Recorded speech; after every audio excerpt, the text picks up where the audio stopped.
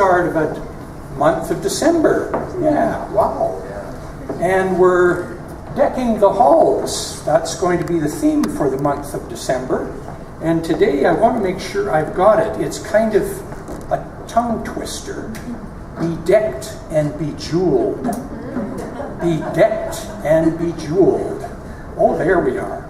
And so that's the title of today's talk, and it's going to lead us beautifully into decking the halls as we continue with this December celebration. You might notice that actually I can't take credit for it, we didn't set a number of places here for us today. We're going to be followed up. As you know, that this center does host quite a few do's in December, so we're going to have to move along after the service, but a reminder, on the 21st of December, 2 weeks from now, we're going to have our own luncheon. So just a reminder, there's a sign up at the back there that works for you. Beautiful. So, with all of that, leading into decking the halls, and bedecking and bejeweling and all that good stuff, let's welcome Reverend Joyanne.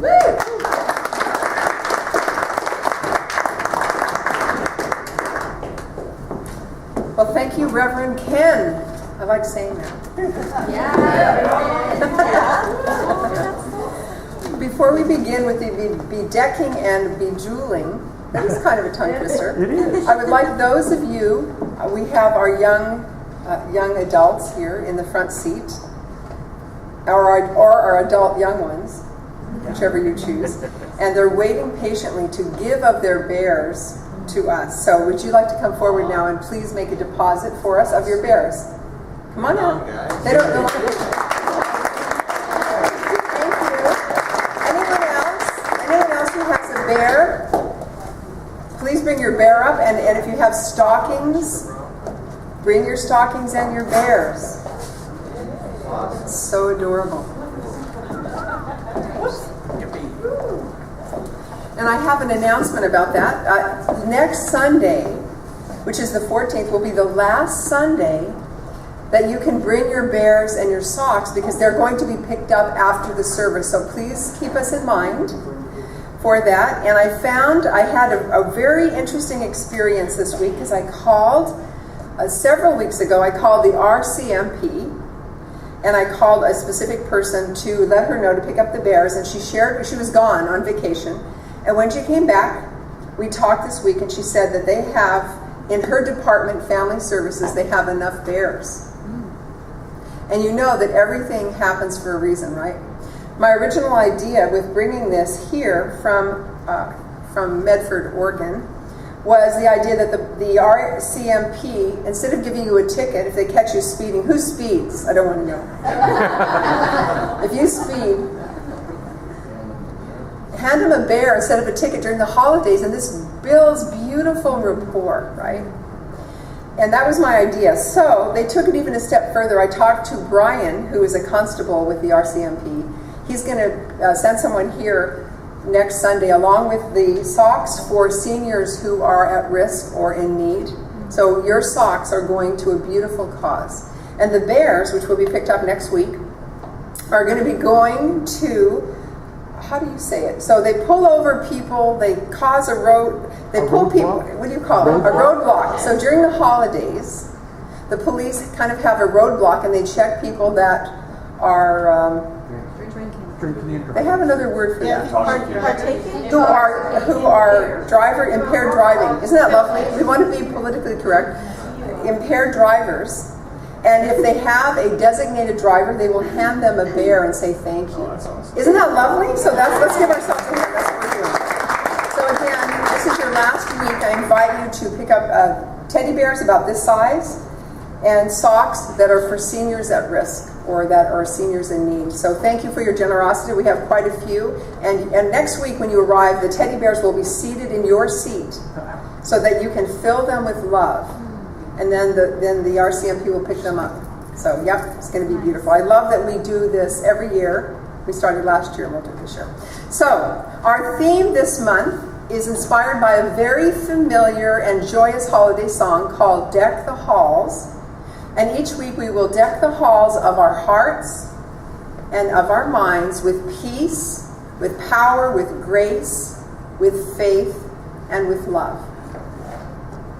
And so to anchor our theme this week and every week, we will sing our classic song as we did today, but we have new words. And I want to share with you a little bit of trivia about this particular song. It was written by a lyricist over 100 years ago, and it was thought to be of Welsh origin. And in 1881, the first publication was the date of the song published. So now you know a little bit more about that. So everywhere we look this season, as we know, it's already started. I love the graphics. You notice the candles are burning all by themselves. Thank you. That's beautiful. Okay, we didn't even have to light them. They did it all by themselves. So as we look around, we'll notice that many, many places are having decorations already. So I'd like to know your very first experience this season. I'm going to give you an example. I was at Costco just after Halloween. And as I was walking down, heading for the treats, heading for the vegetables, whichever you want to believe, I noticed they already were putting trees up. And so I thought, come on, guys, wait until at least, Halloween is over. So I'd like to hear anyone else. Where was your first place that you noticed? Back there. Sheila. I'm on the west side, and late October, somebody had all their Christmas lights up, and they were having them on every night. So in the west side, who lives on the west side? So they've already started decorating out there, have they? And that was in late October, even before Halloween. Okay, so there you go. Yeah. So the question this morning, though, that I'd like to ask is, do we always feel bedecked and bejeweled during this time of year? So kind of take a moment and try to check in with yourself. Now, some of you might say yes, but there are many people on our planet who have an experience of sadness. Anyone here have that? Kind of a little bit of sadness? The seasonal sadness, okay? So in fact, there is a time of sadness for many people, and it is known as the season where many people, they're so sad that they commit suicide. And so that happens amazingly during this season. So I know that for some of you, this may be the first time that you've been without your pet or your mate or a child or a relationship. Anyone, don't have to raise your hand, but have gone through something this year that has been quite difficult. And the holidays tend to bring that up in all of us, myself included. And perhaps you've had old hurts and other issues that kind of bubble up to the top this time of year. And so whatever it is, I want you to know that it's really okay, whatever you're going through, if you can allow yourself to say to yourself, this is really okay that I'm going through this particular thing, this particular challenge. And I wanted to let you know also that we have ministers here who are also practitioners that are here to support you and to bless you during this time. So I'm going to ask them to stand and come forward. Just so some of you are new and you don't know who they are, will you please come forward? So we have minister practitioner Reverend Pat, Reverend Lana, Reverend, who am I? Joya. Okay, Joya. And Reverend Ken that are here for you. So please, if you're feeling any kind of a challenge or a sadness or anything you're going through, we are here for you. We're here to love you, we're here to bless you, and we're here to support you. So just wanted you to know that. So thank you. Yeah. We really are here to love you. And so I just want you to know that there are times in many of our lives when we don't feel upbeat and we're not always happy, and that's okay too. So if you give yourself permission to feel whatever you're feeling, and that's what we're going to look at today. I want to share with you, though, a poem that really encapsulates this idea by a Sufi mystic, and his name is Rumi. How many of you have heard of Rumi? You might even have this poem. It's called The Guest House. So I'm going to invite you just to close your eyes and listen to these words of Rumi. And I quote, he says, this being human is likened unto a guest house. Every morning, a new arrival, a joy, or a depression, a meanness. Some momentary awareness comes as an unexpected visitor into your consciousness, into your heart and mind. Rumi says, welcome and entertain them all, even if they're a crowd of sorrows who violently sweep your house and empty it of its furniture. Still treat each one as an honorable guest, for he may be the clearing you out for some new delight. The dark thought, the shame, the malice, meet them at the door laughing and invite them all in. Be grateful for whoever comes, because each one has been sent as a guide from beyond. So that's the poem that I feel really encapsulates what I'll be sharing today. And I'm going to also share with you 3 easy ways to uplift yourself during the holidays if you find yourself being sad for any reason. Very quick, easy, and then we're going to practice one of them today. How many of you have heard the quote, be careful what you say to strangers, you may be entertaining angels unaware. Have you heard of that? And that's what this reminded me of. So let's pull just a couple of the ideas from this passage, kind of key elements, and then I'll give you those practical tools, these 3 tools to help you this holiday. So first, in dealing with our emotions, the first step always for anything is always awareness. That's always the first step. Become aware of yourself. You'll notice, oh gosh, gee, I'm feeling sad, or I'm feeling angry. I'm feeling depressed. Because just acknowledging the emotion, whatever it may be, is the first step in its healing. Now, Dr. Phil, some of you might know who Dr. Phil is. He's on TV. He used to be on Oprah. He has his own show now. He says you cannot heal what you don't own. So we have to own whatever it is going on in us and to recognize it. And once we do that, that awareness really brings us to the next step. So we identify the emotion, but we don't identify with that emotion. So we identify it, say, oh, there it is, but we don't identify with it. When you become aware of an emotion, treat it as you would an honored guest in your house. Welcome it, however. Just think of when you have a guest at your house. You don't let it take up residence. Respect and honor it, be kind and compassionate to it, but don't let it run amok. And let it know that as a guest in your home, it will be expected to follow your house rules. It shall not take charge of your life. So think about it. If you had house guests, imagine that you had house guests, and that every night they had a wild party. Could happen. And then all your neighbors started complaining. You would not say this. You would not say, I can't help it.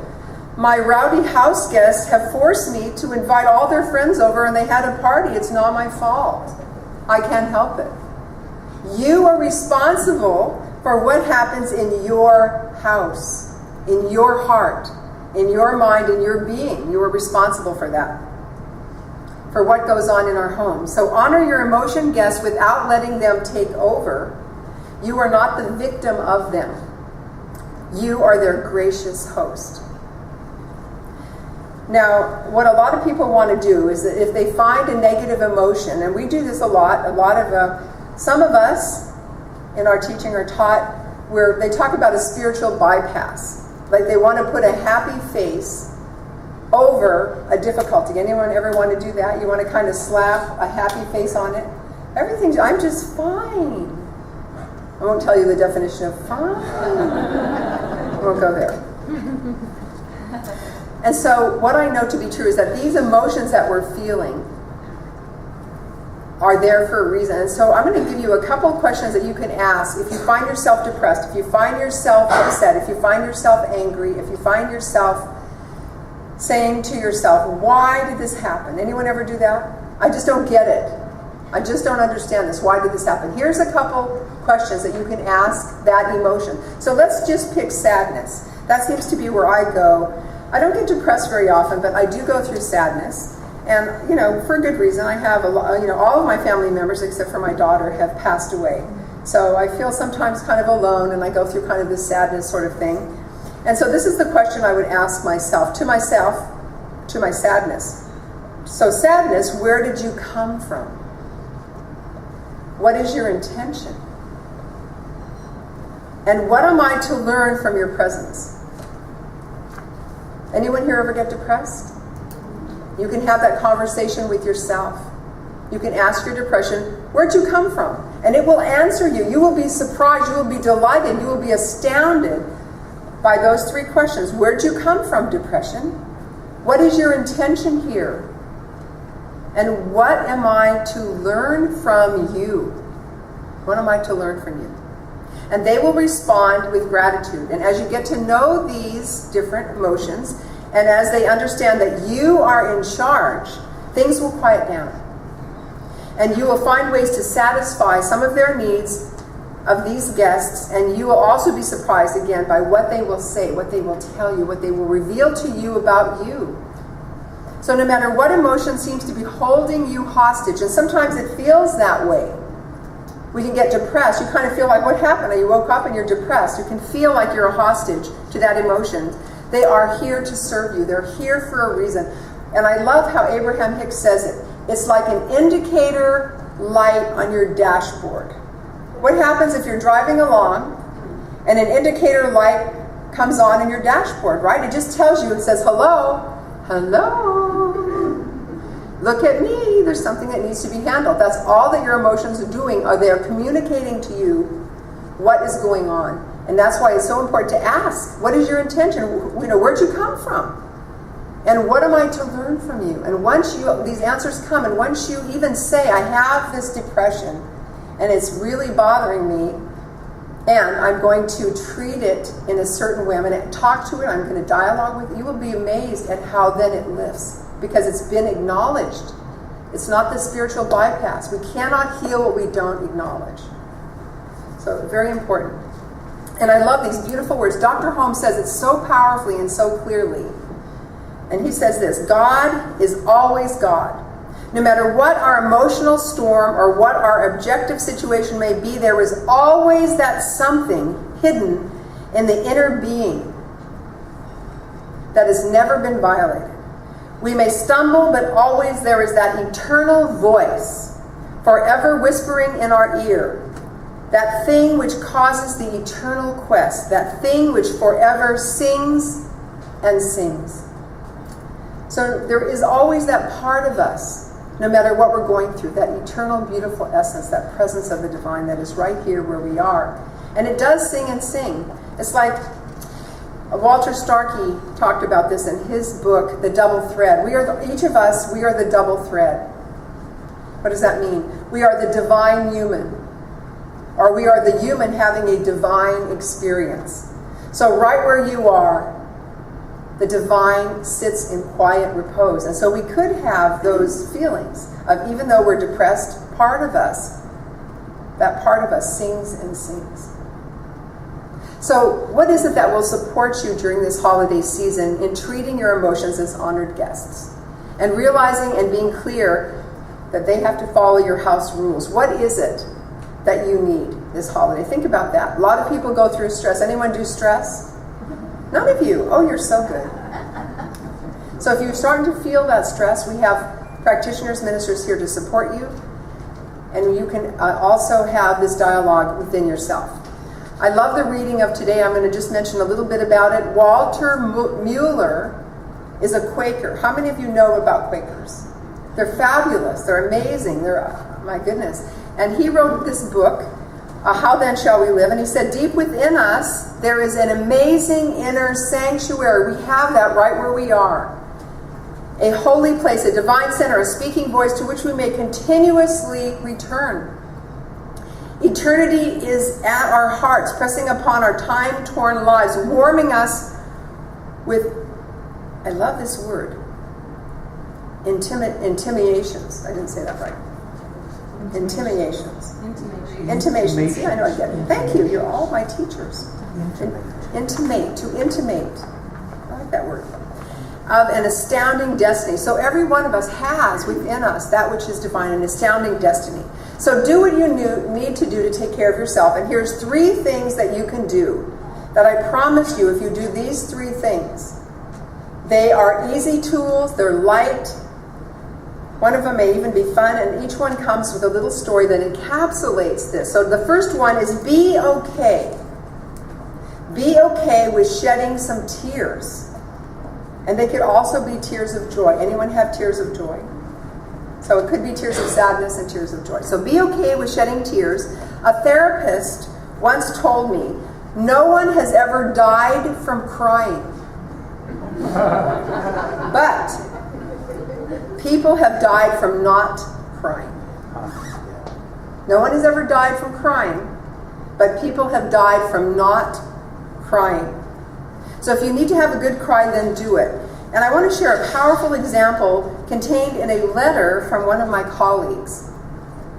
And she has a prison ministry. And so what she does is she's also, of course, she speaks on Sunday. She sent her CD and a Christmas card, etc., to someone in prison that she is supporting.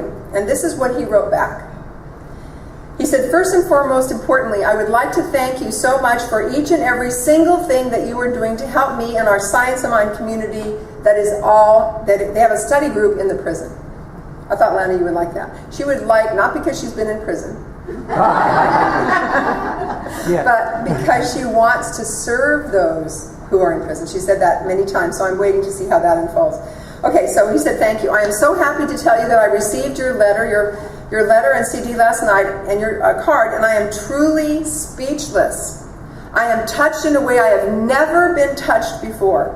After listening to how strongly your emotional presentation was for the sermon, I began to cry uncontrollably. And yet again, you helped me with a problem I've had for many years. Yes, that's crying.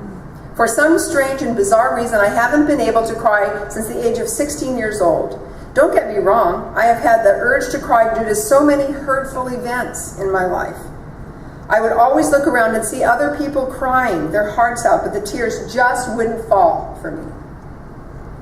Well, last night, while listening to and feeling the strong emotions from your talk, it stirred inside of me a feeling of love that could only have come from God. I cried and I cried and I cried and I cried, like I've never cried before. To my surprise, it felt good. Thank you, thank you, thank you. Like I explained before, in this place, in prison, it is so easy for us to feel that people on the outside they don't love or care about us. But when I hear the type of love and emotion that I hear on this CD, it makes all of this transformation worthwhile. Today I have inside of me a much stronger force to succeed. I now understand how Superman felt when he put on his cape. Well, I'm going to have to end this letter because in a few minutes I'm late for our Science of Mind study group in prison. It's going to be a good day. Love and joy, your brother and friend Leo. So the first thing, again, number one thing you can do during the holidays, if you feel sad, allow yourself to cry. I read once on a beautiful, someone had made it wasn't a poster, it was like, what do you call it? When you sew something and you make it into a long scroll. It was like a scroll. Wasn't it a scarf? Wasn't it a scarf? Anyway, tapestry, thank you. My life has been a tapestry, right? Nice song. So the tapestry said, even our tears are sacred. So be okay with crying. The number two thing you can do during the holidays is to turn to your faith. Have a faith lift, not a facelift. I don't need one. Yet, no. I don't think I will.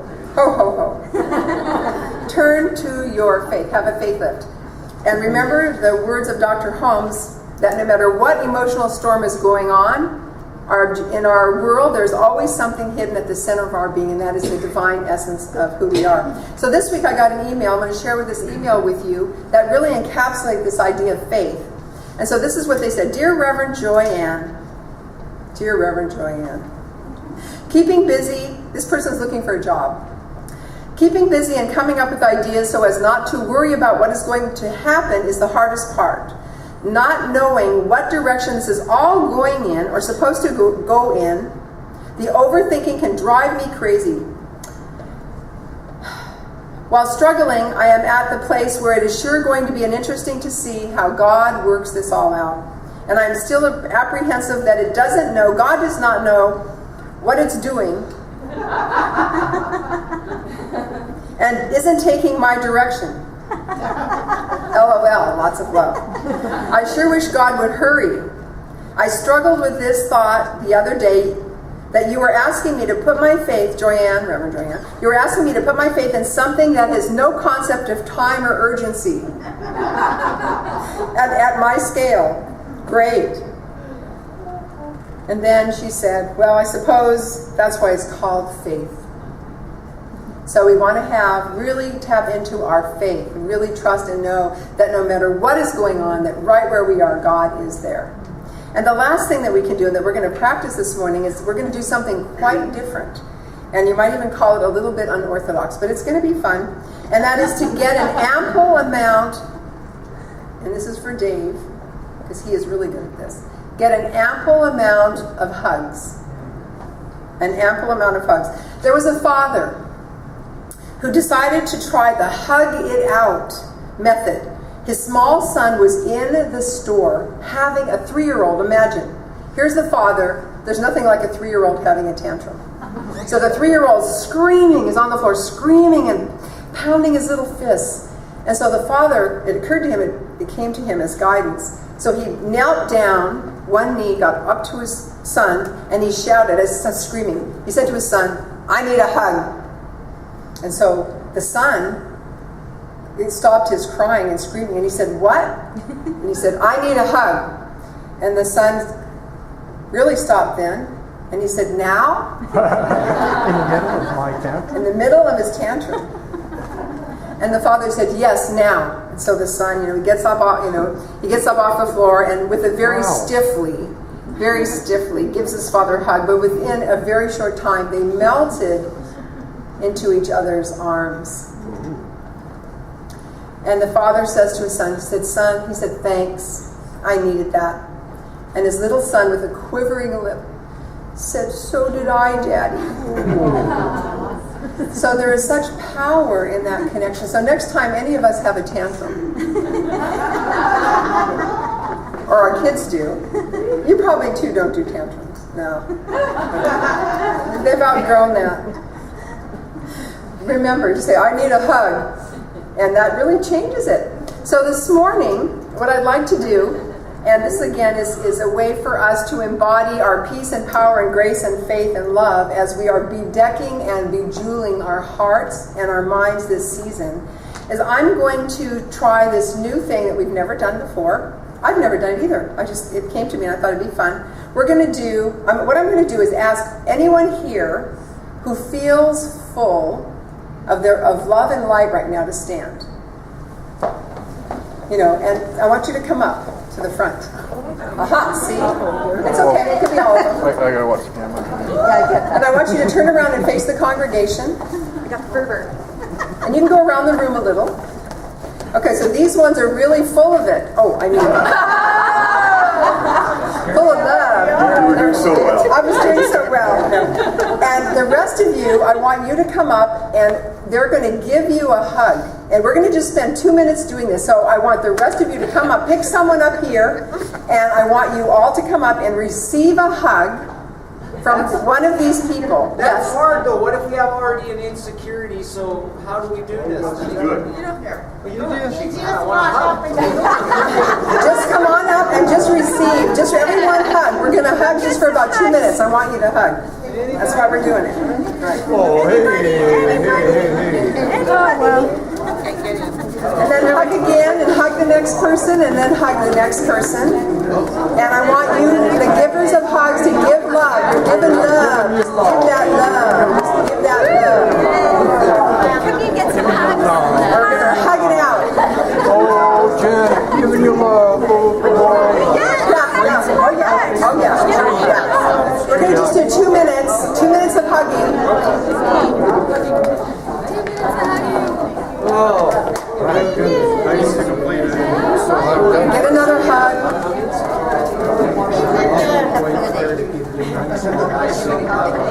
Yep. You can get hugs too. So I can sit down now?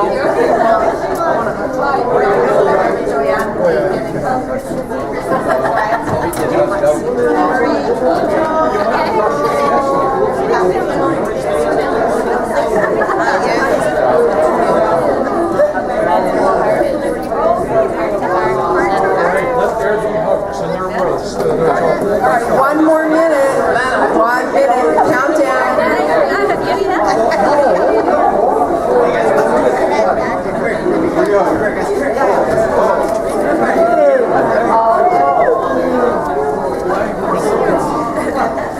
I just wanted to get one of the events. 30 seconds.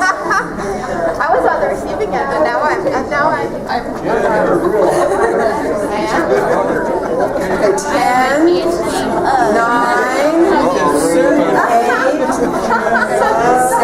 7, 6, 5, 4, 3, 2, 1.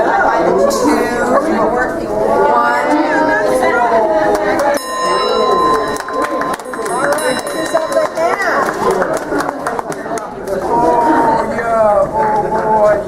We can't stop.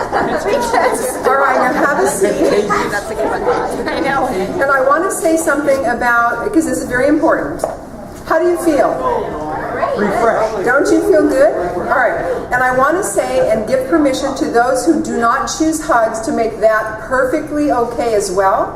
Oh, yeah. It is perfectly okay. I had someone, in fact, they just called this week. His name is James also.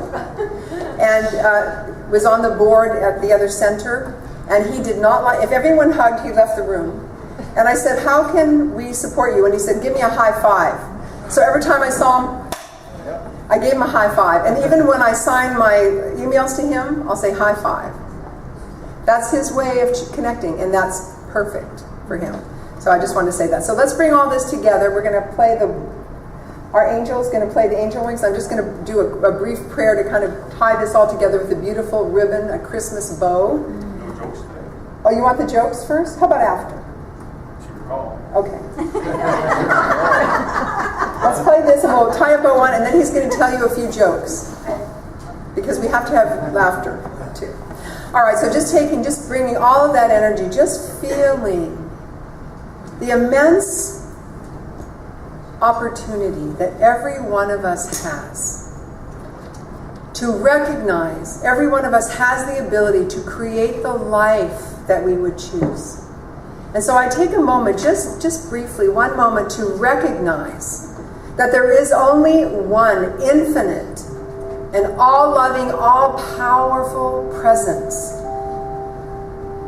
And it is known in all of the spiritual journeys of the world, all of the religions of the world, known by many names. Some call it God, some call it Buddha, Allah, Yahweh, Heaven's Door.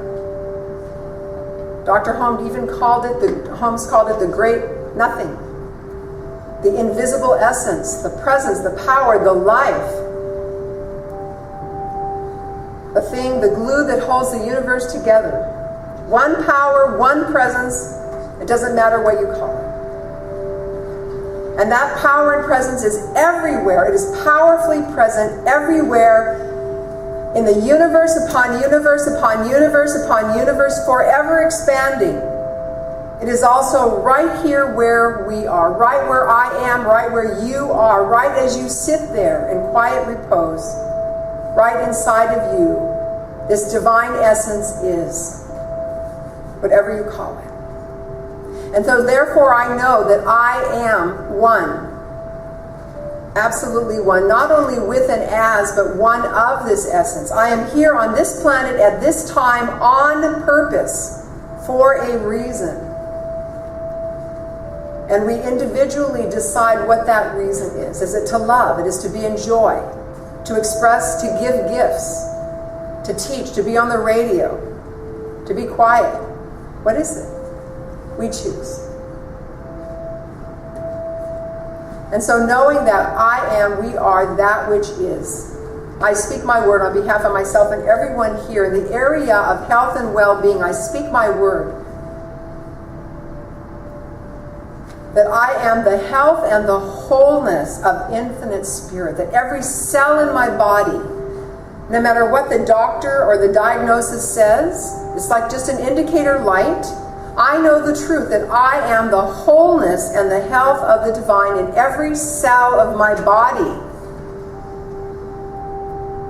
In the area of prosperity and abundance, I live in the midst of unstoppable good. I am one with the universe that is forever and ever giving of itself to all alike.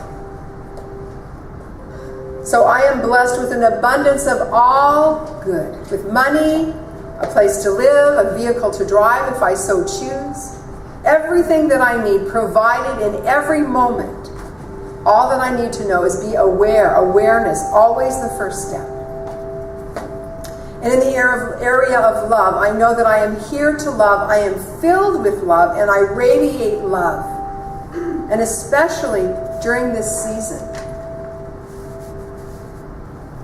where we honor all the paths, all the celebrations, the Hanukkah, the Kwanzaa, the birth of the Christ.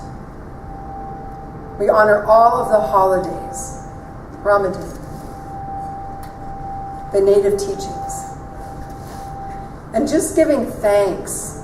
Thank you, Infinite Spirit, for life. Thank you for this beautiful planet that we all live on and share. We are all in this together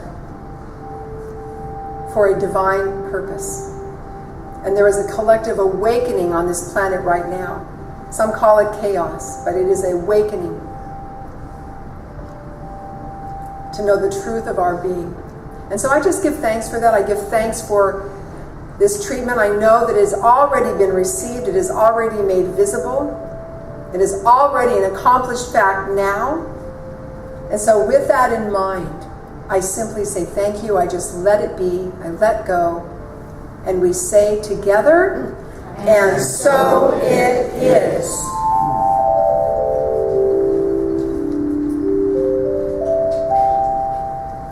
And now we may have a couple jokes. Go ahead. Rael is the joke saver. Joke master. The joke master. So let's I have start. proof here that Santa was a man. Because no woman would wear the same outfit year after year. That's right. One Christmas, Joe and Peter built a skating rink in the middle of a field. The shepherd leading his flock decided to cross this ice patch for a shortcut. The sheep, however, were very afraid to walk on the ice, so the shepherd had to pull them across the ice. So Joe turns to Peter and says, "It's Christmas, and this guy's pulling wool over our ice." And one more. The 3 stages of man. Stage number 1, he believes in Santa Claus. Stage number 2, he doesn't believe in Santa Claus. Stage number 3, he now looks like Santa Claus. Thank you. Thanks,